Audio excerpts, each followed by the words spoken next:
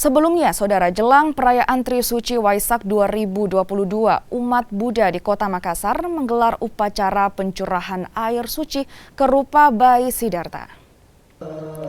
Upacara pencurahan air suci merupakan rangkaian upacara menjelang Waisak. Upacara dilakukan oleh Bhikkhu Sangha dan umat Buddha serta pengurus wihara. Setelah melakukan upacara pencurahan air suci ke rupang Bayi Siddhartha, umat Buddha melakukan meditasi bersama Bhikkhu Sangha dan berdoa kepada Buddha. Upacara dan meditasi di hari Trisuci Waisak dalam rangka memperingati kelahiran, wafat, dan pencerahan sempurna Sang Buddha. Sementara itu, untuk menjaga keamanan ibadah, pihak kepolisian dari Ditsamapta Polda Sulawesi Selatan pun disiagakan dengan cara berpatroli rutin.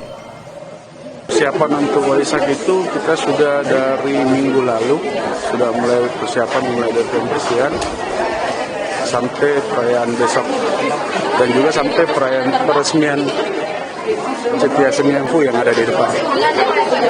Kondisinya sendiri bagaimana kondisi? Kalau kondisi selama ini tidak ada masalah, tidak ada kendala, aman dan terkendali semua.